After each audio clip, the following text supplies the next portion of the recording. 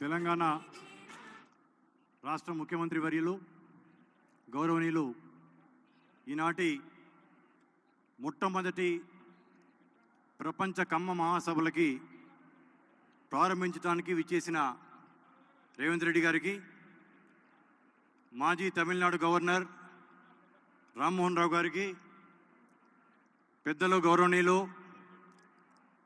మాజీ పార్లమెంట్ సభ్యులు మురళీమోహన్ గారికి, తమిళనాడు ఎంపీ కళానిధి గారికి, ఇక్కడ మా యొక్క ఆహ్వానాన్ని మన్నించి వచ్చిన తానా ప్రెసిడెంట్ నిరంజన్ సింగవరపు గారికి, కెనడా నుంచి వచ్చిన సూరపనేని లక్ష్మీనారాయణ గారికి,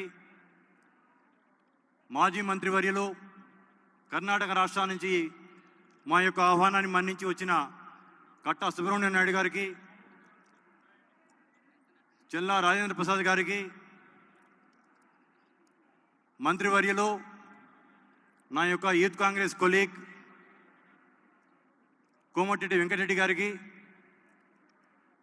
పెద్దలు రాష్ట్ర రెవెన్యూ శాఖ మంత్రి శ్రీనివాసరెడ్డి గారికి, మా యొక్క ఆత్ముడు వేం నరేంద్ర రెడ్డి గారికి, పెద్దలు మాజీ హోంశాఖ మంత్రులు వసంత నాగేశ్వరరావు గారికి, పెద్దలు గౌరవనీయులు మాజీ పార్లమెంట్ సభ్యులు వడ్డే శోభనేశ్వరరావు గారికి, చాలా గౌరవనీయులు సత్యవాణి గారికి, మా యొక్క శ్రేయోభిలాషి ఆంధ్రప్రదేశ్ రాష్ట్ర ప్రభుత్వం తరపున ఇక్కడికి విచ్చేసిన ముఖ్య అతిథిగా విచ్చేసిన ఎమ్మెల్యే ఎరపతినేని శ్రీనివాస్ గారికి, రాజశేఖర్ గారికి, జీవిత గారికి, ఇక్కడికి విచ్చేసిన మా యొక్క ఆహ్వానాన్ని మన్నించి ప్రపంచంలోని నలుమూలల నుంచి, అమెరికా నుంచి, కెనడా నుంచి, Australia, Germany, middle east, Ireland, Gulf countries, అలాగే భారతదేశ నలుమూలల నుంచి కర్ణాటక, తమిళనాడు, ఆంధ్ర, తెలంగాణ, ఒరిస్సా, గుజరాత్, ఢిల్లీ, మహారాష్ట్ర వివిధ ప్రాంతాల నుంచి మా యొక్క ఆహ్వానాన్ని మన్నించి స్థానిక శాసనసభ్యులు అరికపూడి గాంధీ గారికి, మాకు ఈ యొక్క కేజీఎఫ్ అనే ఆలోచన వచ్చిన తర్వాత నిరంతరం గత 2-3 నెలల నుంచి శ్రమిస్తున్నా, నాకు చేదోడు వాదోడుగా ఉండి నాకు ఒక ధైర్యాన్ని, స్ఫూర్తిని నింపుతున్న మా యొక్క సహచరులు కేఎంకే కోనేరు మురళీకృష్ణ గారు, బత్తిన శ్రీనివాస్ గారు, అన్నే సత్యనారాయణ గారు, విద్యాసాగర్ గారు, భానుప్రసాద్ గారు, పరుచూరి మురళి గారు, శ్రీనివాసరావు గారు, ఇంకా సుబ్బారావు గారు, శౌరి గారు, నాని గారు, అందరికీ మౌలి గారు, రాఘవేంద్రరావు గారు, ఆంధ్ర డెలిగేషన్ తీసుకొని ఒక్కొక్కళ్ళకి ఒక్కొక్క రాష్ట్ర బాధ్యతలు తీసుకొని ఒక డెలిగేషన్ ఆంధ్రాకి వెళ్ళి అక్కడున్న ప్రముఖుల్ని, అక్కడున్న కమ్మ సంఘాల యొక్క ప్రతినిధుల్ని ఆహ్వానించడం జరిగింది. అలాగే ఒక డెలిగేషన్ కర్ణాటక, ఒక డెలిగేషన్ తమిళనాడు, ఒక డెలిగేషన్ తెలంగాణలో, ఒక డెలిగేషన్ వేరే అన్ని రాష్ట్రాల్లో. జై తాల్లూరి గారు మాకు ఈ వెబ్సైట్ ఎంకరేజ్ చేసి వెబ్సైట్ తయారు చేసిన కాడ నుంచి అమెరికా నుంచి ఇంత పెద్ద ఎత్తున ప్రతినిధులు రావడానికి నిరంతరం సహకరించిన ఫార్మర్ తానా ప్రెసిడెంట్ జై గారికి, ఫార్మర్ తానా ప్రెసిడెంట్ చాలా వైబ్రెంట్గా ఉంటాడు, అందరితో కలివిడిగా ఉంటాడు, సోదరుడు సతీష్ వేమన గారికి, మన యొక్క స్పోర్ట్స్ పర్సనాలిటీ పద్మవిభూషణ్ పుల్లేల గోపిచంద్ గారికి, మరి యొక్క ఇంటర్నేషనల్ క్రికెటర్ ఎంఎస్కే ప్రసాద్ గారికి, విచ్చేసిన మిగతా సభ్యులందరికీ కూడా ఖమ్మం పార్లమెంట్ సభ్యులు రఘు గారికి, ఇక్కడ విచ్చేసిన అందరికీ మరి ఒకసారి ధన్యవాదాలు తెలుపుతూ ఆహ్వానం పలుకుతూ ఉన్నాను. ఈ సందర్భంగా ఒక విషయం చెప్పాలి. రేవంత్ రెడ్డి గారికి నాకు ఉన్న, చాలామందికి తెలుసు, మా ఇద్దరికి ఉన్న అనుబంధం, సంబంధం. మేమిద్దరం 89, 92లో ఏవి కాలేజీలో క్లాస్మేట్స్మి, బెంచ్ మేట్స్మి. తర్వాత ఇద్దరం కొలీగ్స్మి పార్టీలో. ఇప్పుడు నైబర్స్మి కూడా. మరి ఇంకొక పోలిక ఉంది మాకు ఆయనకి. మా ఇద్దరికి కూడా స్వయంవరాలు. మా ఇద్దరి అల్లుళ్ళు కూడా తూర్పుగోదావరి జిల్లా నుంచే వచ్చారు. ముఖ్యంగా ఈ రోజుల్లో ప్రపంచం అనేది ఒక గ్రామం కింద మారిపోయిన సందర్భంలో మిగతా సామాజిక వర్గాల కంటే కూడా ఎక్కువగా మన యొక్క కమ్మ సామాజిక వర్గం ప్రపంచవ్యాప్తంగా విస్తరించింది. అటువంటి సామాజిక వర్గాన్ని ఒక గ్లోబల్ ప్లాట్ఫామ్, ఒక ప్రపంచ వేదిక అనేది అవసరమని భావించి ఈ యొక్క కమ్మ గ్లోబల్ ఫెడరేషన్ అనేది ఈ యొక్క సంస్థని రిజిస్టర్ చేసి స్థాపించడం జరిగింది. అనుకోకుండా కమ్మ గ్లోబల్ ఫెడరేషన్ అని అనుకుంటే ఒక వైబ్రెంట్, అత్యంత పాపులర్ అయిన కోలార్ గోల్డ్ ఫీల్డ్ లాంటి ఆ యొక్క ప్రతిష్టాత్మకమైన పేరు రావటం వల్ల కూడా ఇది తొందరగా పాపులర్ కావడం జరిగింది. కమ్మవారు అంటే కూడా గోల్డ్ లాంటి వాళ్ళే, బంగారం లాంటి వాళ్ళే. కాబట్టి ఈ పేరు ఆ కేజీఎఫ్ పేరుకి అతికినట్టు సరిపోతా ఉంది. మన యొక్క పూర్వీకుల వారసత్వాన్ని నిలబెట్టడానికి, ఐక్యతను పెంపొందించుకోవటానికి, కలిసి యొక్క సుసంపన్నమైన భవిష్యత్తును ఏర్పాటు చేసుకోవడానికి ఈ యొక్క కమ్మ ప్రపంచ సదస్సులు కారణమవుతా ఉన్నాయి.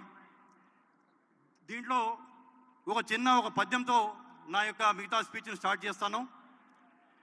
ఇందుగలడు ఎందు లేడని సందేహం వలదు, ఎందెందు వెతికినా అందందే కలవాడు మన యొక్క కమ్మవారు. ముఖ్యంగా మన వారు ఎంత దార్శనికులు, ఎంత ముందు చూపు ఉన్నవాళ్ళు అనే దానికి ఒక చిన్న ఎగ్జాంపుల్ చెప్పాలి. 113 సంవత్సరాల క్రితం కృష్ణా జిల్లా కౌతవరం అనే గ్రామంలో మొట్టమొదటి కమ్మ మహాజన సభ ఏర్పాటు చేసుకోవడం జరిగింది. అంటే ఎంత దార్శనికులు అని చెప్పడానికి ఒక చిన్న ఎగ్జాంపుల్ చాలు. ఆ రోజు వాళ్ళు కొన్ని తీర్మానాలు చేసుకోవడం జరిగింది. ఆ తీర్మానం ఏంటంటే 25 కోట్ల మంది భారతీయుల్ని 2.5 కోట్ల మంది ఆంగ్లేయులు ఎక్కువ కాలం పరిపాలించలేరు. ఆంగ్లేయులు రేపు కాకపోతే ఒక 5 ఏళ్లకో 10 ఏళ్లకో భారతదేశానికి స్వాతంత్రం ఇచ్చి వెళ్ళిపోక తప్పదు. ఎప్పుడైతే వాళ్ళు భారతదేశం నుంచి వెళ్ళిపోతారో మనకు ఒక శూన్యం ఏర్పడుతుంది, అన్ని రంగాల్లో అవకాశాలు ఏర్పడతాయని చెప్పేసి భావించి 1911లో మన పూర్వీకులు, మన పెద్దలు కమ్మజన మహాసభ అని ఒకటి ఏర్పాటు చేసుకొని దానిలో భాగంగా విద్యాలయాలు స్థాపించి విద్యార్థులకి వసతి గృహాలు స్థాపించడం జరిగింది. ఆ రోజు వారు వేసిన బీజమే ప్రపంచవ్యాప్తంగా మన వాళ్ళు ఇంత ఫ్లరిష్ అయిపోయి ప్రపంచవ్యాప్తంగా ఇంత విస్తరించడానికి కారణం అని చెప్పేసి సగర్వంగా మనం చెప్పుకోవచ్చు. వందల సంవత్సరాలుగా మన యొక్క కమ్మవారు సమాజానికి ఏం చేశారు అనేది అందరికీ తెలుసు. కానీ నిష్కారణంగా మన మీద ఈర్ష్యా దేశాలు పెంచడానికి కొందరు కారణమయ్యారు. ఆ పక్క రాష్ట్రంలో ఒక నెల రోజుల క్రితం దాకా, తెలంగాణ రాష్ట్రంలో ఒక 7 నెలల క్రితం దాకా పక్క రాష్ట్రంలో ప్రత్యక్ష దాడులు జరిగినాయి మన మీద, తెలంగాణ రాష్ట్రంలో పరోక్ష దాడులు జరిగినాయి. ఇటువంటి సందర్భంలో మనకు ఐక్యమత్యం అనేది అవసరం. కమ్మవారు ప్రపంచానికి ఏం మేలు చేశారు, ఈ యొక్క సభల ఉద్దేశం కూడా అన్నిట్లో మనమే గొప్పవాళ్ళము, మేమే గొప్పవాళ్ళమని అనటం కాదు. సమాజానికి కమ్మవారు ఏమి చేశారని చెప్పుకుంటూ, సమాజంలో చాలామంది నేను పత్రికా సమావేశాల్లో పెడితే అన్నిట్లో మీరే ఉన్నారు కదా, ఇంకేం ఆశించి మీరు యొక్క ప్రపంచ సదస్సులు పెడుతున్నారు అని చెప్పేసి అనటం జరిగింది. వారికి నేను ఇచ్చిన సమాధానం ఒకటే, మీకు కనిపిస్తున్న ఉన్నత స్థానంలో ఉన్న వాళ్ళు ఒక 4-5% మంది, దిగువ మధ్య తరగతి దారిద్ర్య రేకున్న దిగువన ఉన్న వాళ్ళు కూడా మా వారు లక్షల మంది ఉన్నారు. ప్రపంచంలో మనతో మనం పోల్చుకోవాలనుకుంటే జ్యూస్తో పోల్చుకోవచ్చు. జ్యూస్ యొక్క కష్టపడే తత్వం, జ్యూస్ యొక్క అభివృద్ధిలోకి రావడానికి నిరంతరం కష్టపడే తత్వం మనకు కూడా ఉంది. మనం అన్నదాతలం, మట్టిని నమ్ముకున్నాం, భూమిని నమ్ముకున్నాం, కష్టపడ్డాం, వ్యవసాయం చేశాం, ఆ తర్వాత వివిధ రంగాల్లో వ్యాపించాం. రవాణా రంగం కావచ్చు, సినిమా రంగం కావచ్చు, పరిశ్రమలు కావచ్చు, ఏ రంగాన్ని తీసుకున్నా కానీ మన యొక్క ప్రమేయం లేని రంగం అంటూ లేదు. ప్రభుత్వాలు కల్పించిన ఉద్యోగాల కంటే కూడా కమ్మవారు కల్పించిన ఉద్యోగాలు ఎక్కువ అని చెప్పడానికి కూడా నేను గర్వంగా మీ ముందు చెప్పగలుగుతున్నాను.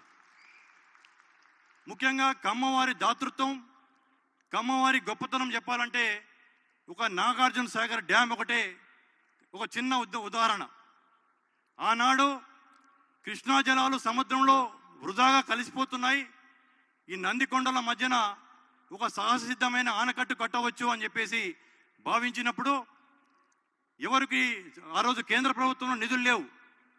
మన యొక్క రాజా వాసిరెడ్డి రామగోపాలకృష్ణ మహేశ్వర్ ప్రసాద్, ముక్తేల రాజా అని చెప్పేసి పిలుచుకుంటూ ఉంటాం.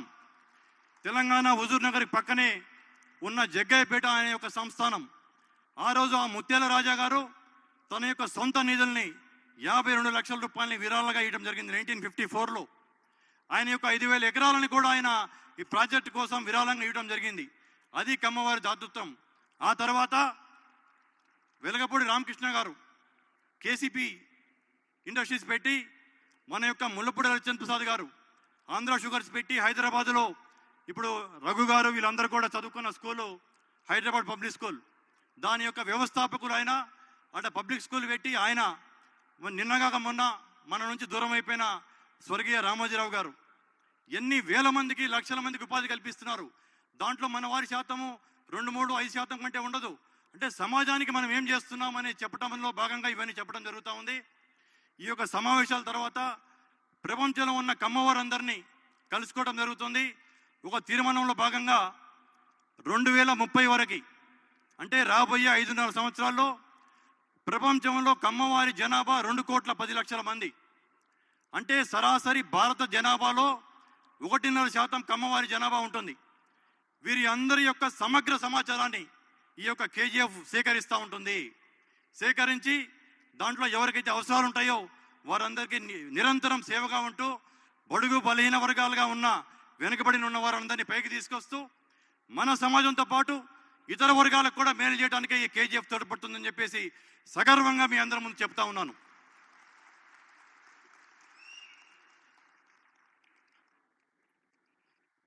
మనతో పోల్చుకోవాలనుకుంటే నిరంతరము ఇంగ్లీష్లో ఒక పదం అంటారు, always be busy like a bee అని. అంటే తేనెటీగ లాంటి కష్టపడే గుణము ఉండటం మంచిది అని చెప్పేసి అంటారు. మనం తేనెటీగ లాంటి వాళ్ళం, నిరంతరం కష్టపడుతుంటాం, మకరందాన్ని అందిస్తూ ఉంటాం. ఎవరైనా ఒక పక్షుల గుంపు మీద ఒక చిన్న గులకరా వేస్తే ఆ పక్షులు పారిపోతుంటాయి. అలాగే ఆ వ్యక్తి, ఆ యొక్క పోకిరి ఒక తేనెటీగల తుట్ట మీద రాయడానికి భయపడతా ఉంటాడు. ఎందుకంటే ఆ తేనెటీగలు ఇతన్ని తరుముతాయి కాబట్టి.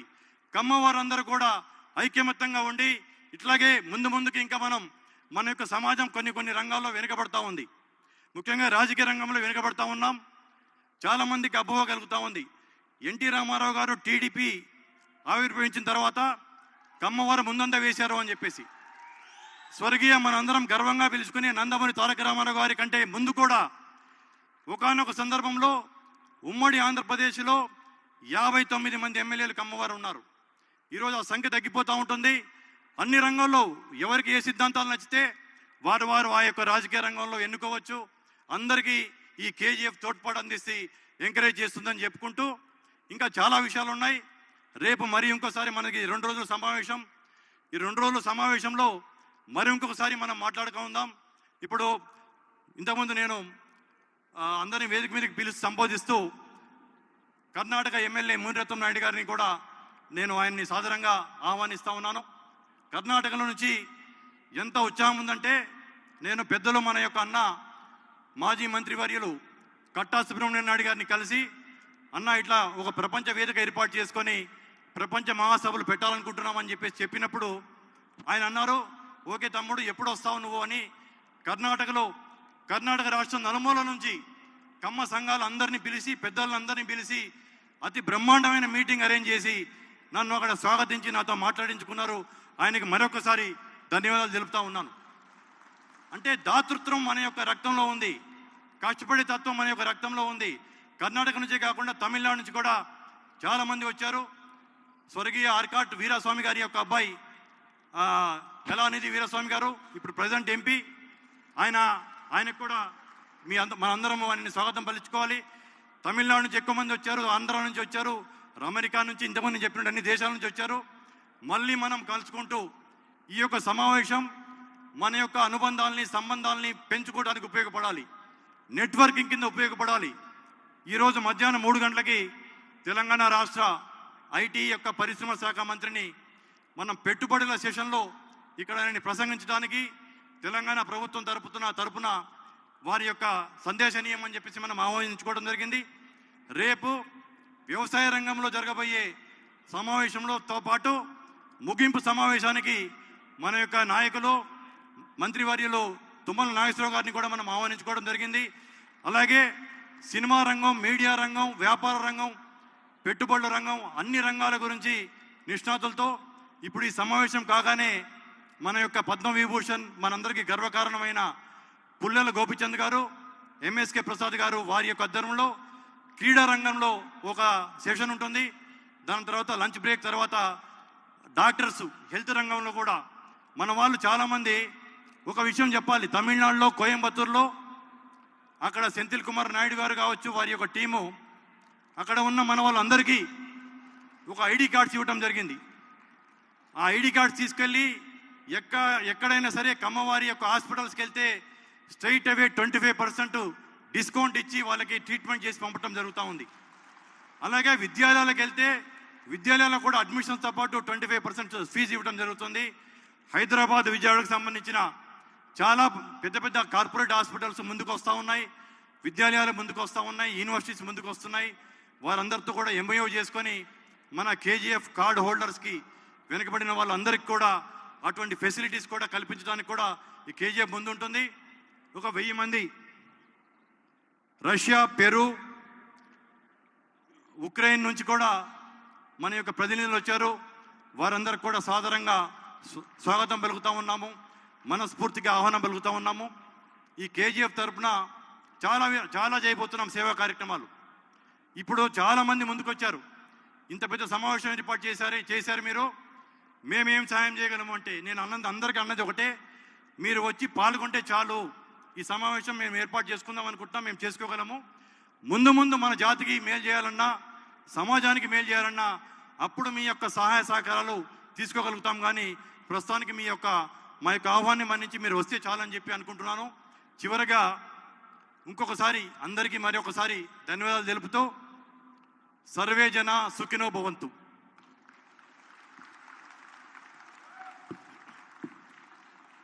థ్యాంక్ యూ కుసుమ కుమార్ గారు, థ్యాంక్ యూ.